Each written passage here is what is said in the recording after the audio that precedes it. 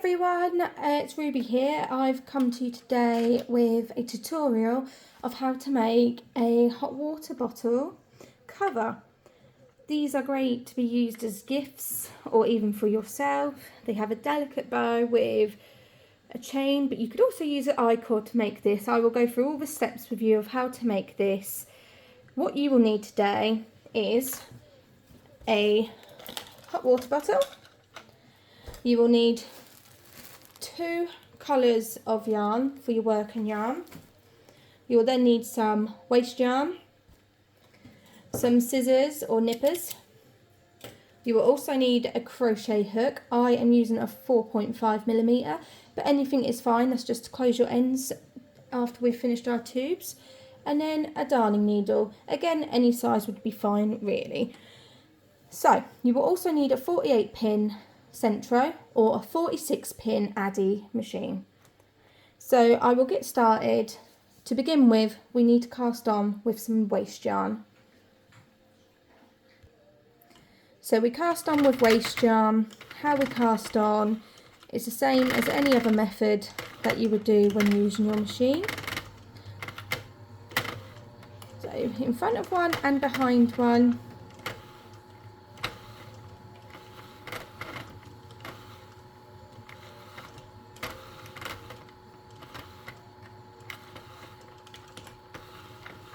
And I will cast on now, and I'll catch you up when we've casted on. Typically for waste yarn, I would do about 5 rows, 5 to 7 rows, which would be perfect amount. So once you've done your 5 rows, meet me back here. I have now reached 5 rows of waste yarn, so I will be snipping this bit off, leaving a good sized tail and putting that in front of that pin, because for me that's my 48th pin. On some Centros this pin can be a slightly bit different. This one could be here, so just check on your machine, but my white pin is my 48th pin, not my first pin.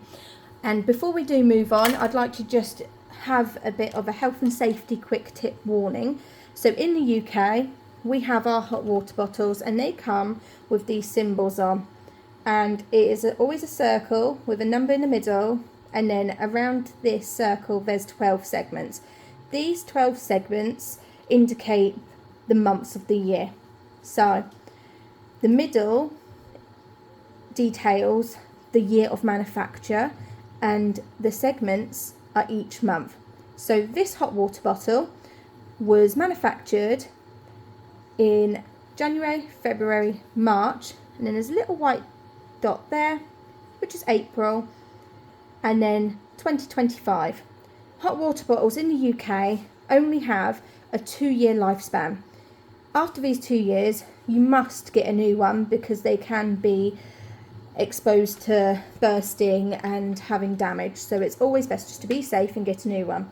So if I'm to sell this or gift this hot water bottle with the cover to a family member or sell it to someone, for my own liability and just for, you know, honesty to integrity to people, I would let them know that for this exact hot water bottle in April 2027 they will need to get a new hot water bottle for their cover to go on. Thank you. I hope that does make sense, and we will now swiftly move on to the next part of the tutorial.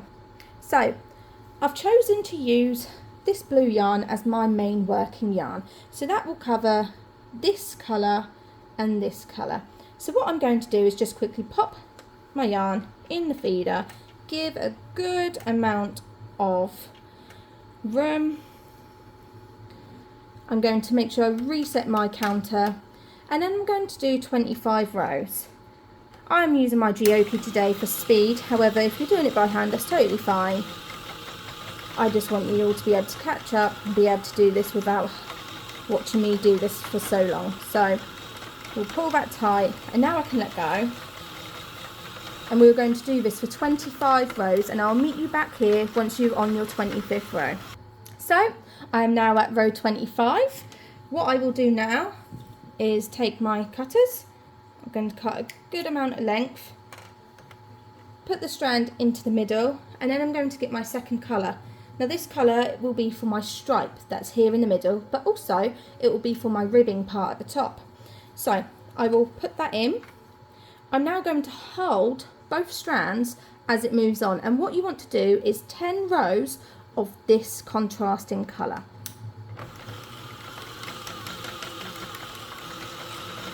And what I like to do is once I've done one row, I like to then tie this off. So I'll stop it, let that catch there. I will tie it off just so then it all holds very nicely and the tension all stays the same on the machine. I can then tie that and cut a shorter length. And now I can continue with my last remaining 9 rows. So we will have 10 rows in total. On your row counter, you will have 35 rows. I will meet you back once we've got to that point.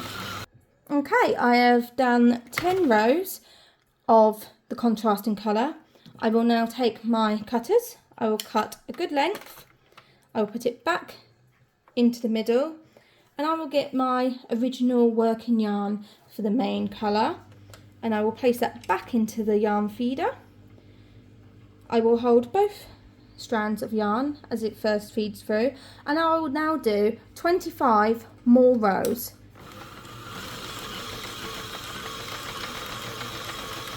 And again, once I have got to one row, I will then tie this off to keep the tension the same, hold it all together very nicely. I can now snip that off so I've not got too many long strands, and I will now finish the remaining 24 rows as I've just done one, and you will get to row 60 on your counter. So once you're at row 60 on your counter, I shall meet you back here. I have now reached my 60 rows on my counter. I am now going to cut this main working yarn off, and I will be putting my contrasting colour on, which was the lovely pink we used for the stripe. We'll be using that for our ribbing effect, which will be a wrap method. So to begin with, we will do one row around to tie these strands together and hold a good tension. So I'll do that now.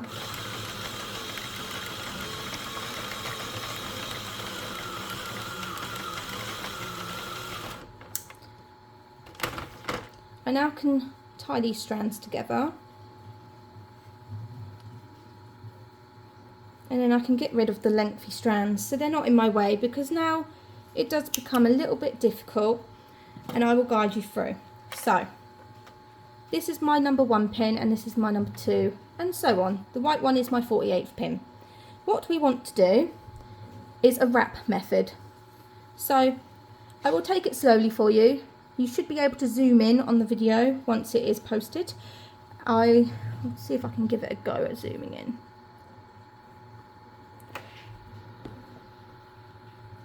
I can zoom it in for you there.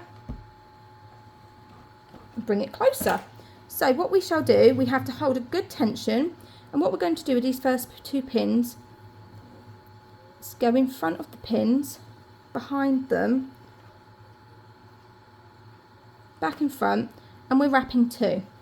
Then we will move the pins along. We're going to knit this 1 pin, and then we're going to wrap 2. So we're going to go behind, in front, and then back behind, and then we're going to knit this one, and then again we're going to go behind, in front, back behind, and then we're going to knit this one. And we will do this now. So I'll knit that one. It's behind, in front, behind, and then we're going to knit this one. And I'll try and do it so you can have a bit of a better view. So back, behind, in front, back, behind, and then we'll knit this one. And again, behind. Trying to do it so you can see without my hand being in the way. There we go, that's better. So we're gone behind, in front, we're going to go back behind, and then we're going to crank, knit 1. And this is a pattern repeat that we will do the whole way round. for 14 rows. I will keep doing this so you can have a look. This is what will create our ribbing technique using a wrap method. So again, behind, in front, behind, and then we'll knit the next one. So it's a wrap 2, knit 1 method. So wrap 2, make sure you keep your tension at a good tension, not too tight, not too loose, and it will work out beautifully. Behind, in front, behind, and then a knit 1. Again, behind, in front, behind, and then a knit 1. So, knit 1 and wrap 2. Knit 1, wrap 2, knit 1, wrap 2, knit 1, wrap 2, knit 1, oh, wrap 2, knit 1, and so the difference for this wrap method for the 46th pin is that on the 45th pin you knit 1. For your 46th pin you would then knit 1 as well, so these last 2 are your knit 2. For the 48th pin you would wrap these 2 and then you'll knit the 48th pin, and then you repeat your round where you're wrapping 2, knitting 1. So the difference for the 46th pin users is that number 45 and 46 will be a knit 2, and then you'll start again on your wrap 2, knit 1. So I have just finished my 75th row, so 15 in total of the contrasting colour, and now I will knit in the same colour, so no colour change. I will now knit in the same colour for 75 more rows.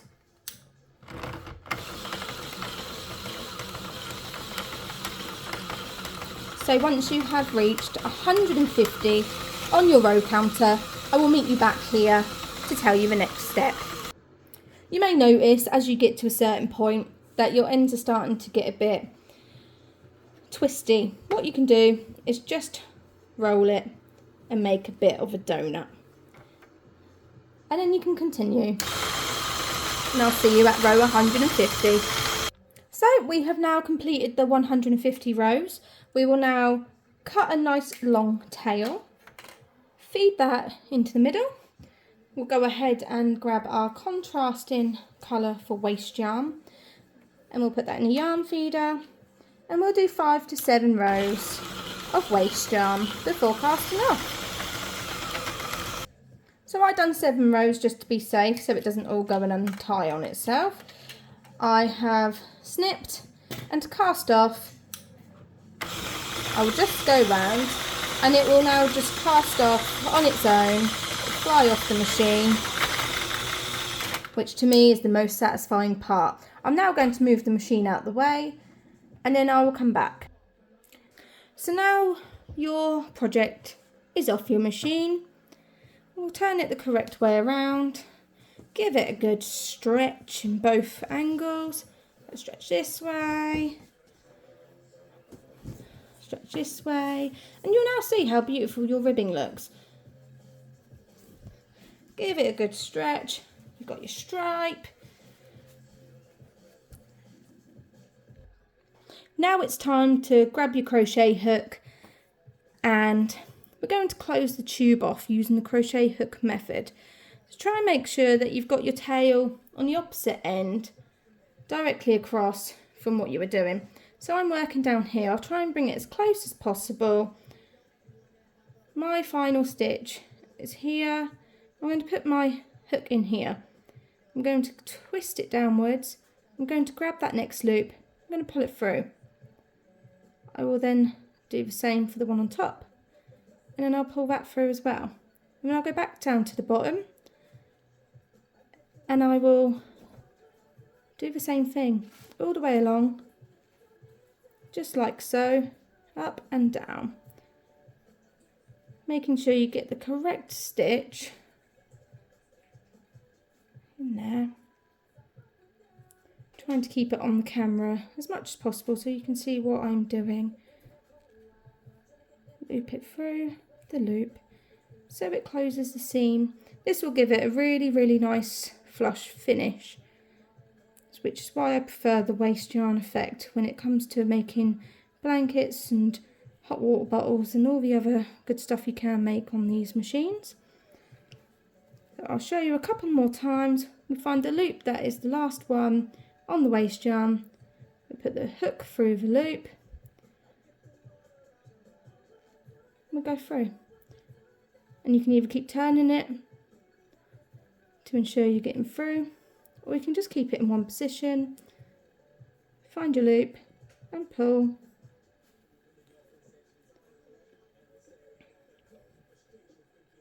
Find your loop and pull. Loop and pull. And I'll meet you when we get right down to the end, and I'll show you how we get this bit to look flush. So I'm coming up to my last few loops. I have this loop here and must catch. It's important that we make sure we do get all of our loops, because if not, it can cause issues right at the end where it can all fall apart. Get this loop, and then there's always one hid right here. We must make sure we have a look for it. If you can't find it, it'll be there. Just give it a good rummage, but that is why we normally use a contrasting yarn. Oh, I've just dropped that. So I'm going to loop that through, and then we've got the tail.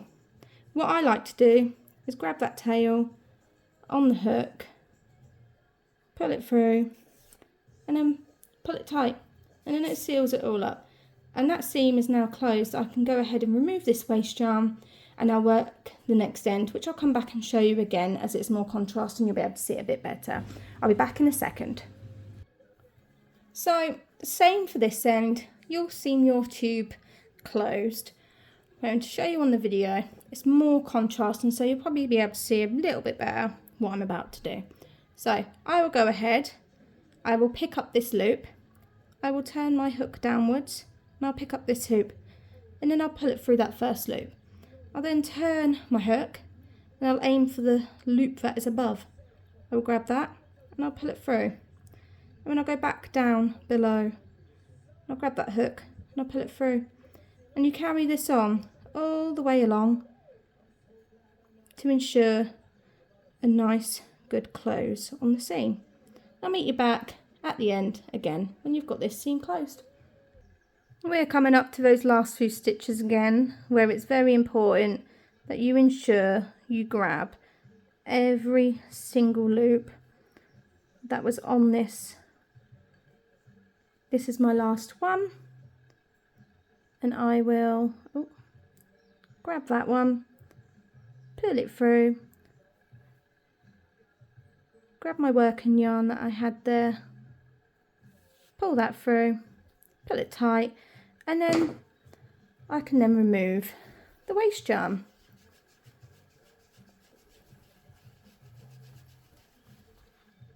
Now you have finished.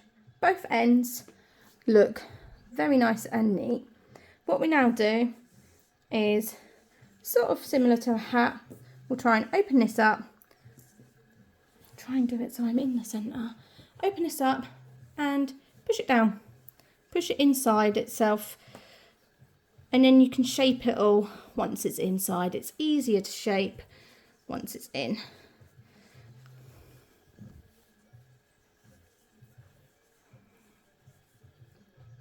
So now your outside is inside.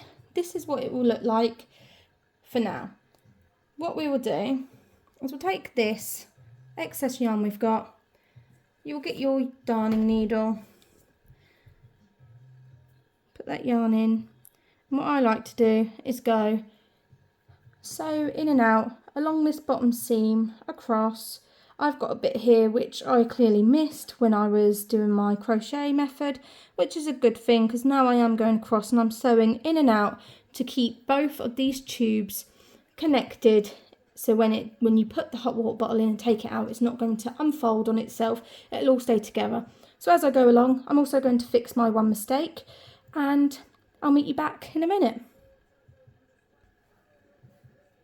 So to sew along, I'm just weaving it in and out of the tubes just to hold it in place. No special stitch, it's used in the same colour. Don't go too tight and it will look alright. I'm going to do that along. As I go into this one, I'm going to try and catch this loop and then go in and grab that. And just make sure you go through the bottom inside colour tube as well, just to connect the tubes up together. Keep it as close to this bottom seam and you shouldn't have any issues.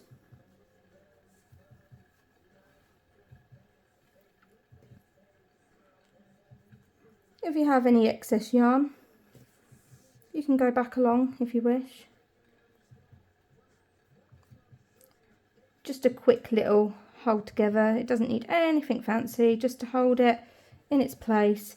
You can give it a good stretch out after and it will come back to its shape.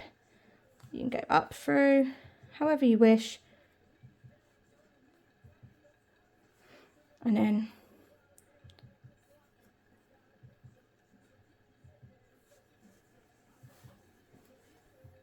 what I will do now is I will hide my tail. And then I've got this little bit of tail, give it a good snip, stretch everything back out a bit more. And now we're ready to move on to the next step, which will be making the chain to go inside and out, width through, to make this lovely little bow.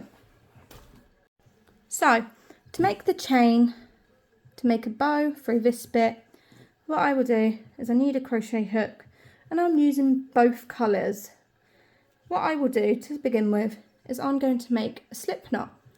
I'm going to wrap it around my fingers and then I'm going to twist. I'm going to grab the working yarn and pull.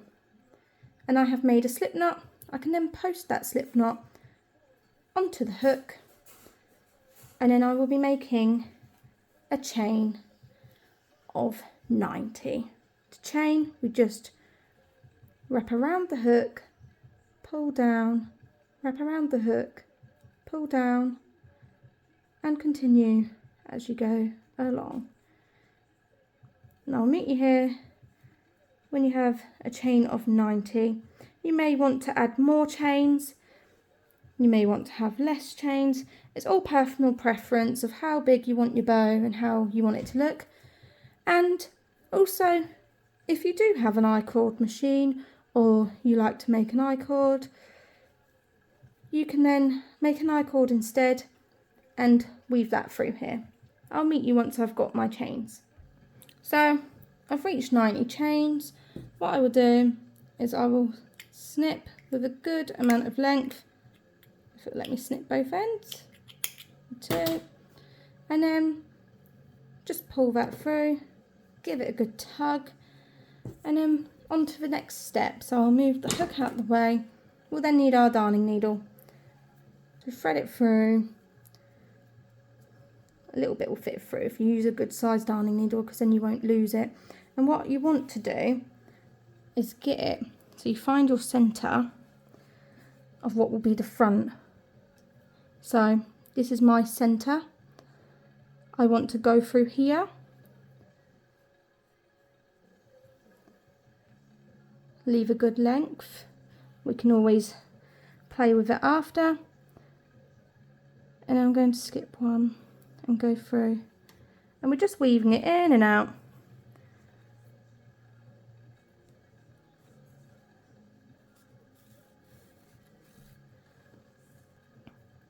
Right at the bottom. So then when you do tie it, it will sit snug on the neck of your hot water bottle. I'll meet you back when we're around the other side. I'm now coming back to the front. What I'm going to do is carry on through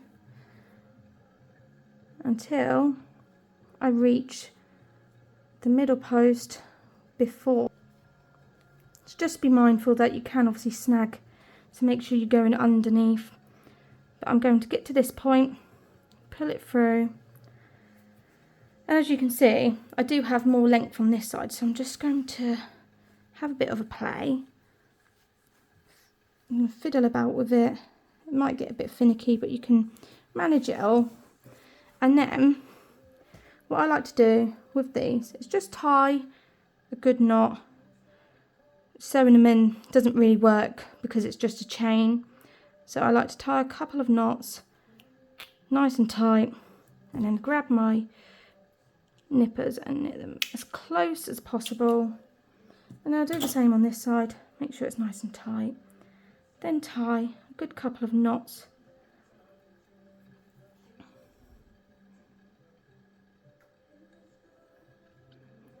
And then what we'll do is we'll nip that off. Again, close as possible. And then that's your hot water bottle cover complete. What you'll then do is place your hot water bottle inside. Okay. So I've now got my hot water bottle cover on the hot water bottle. And then the best bit is even tie this up, give it a good tie. Make a nice cute little bow.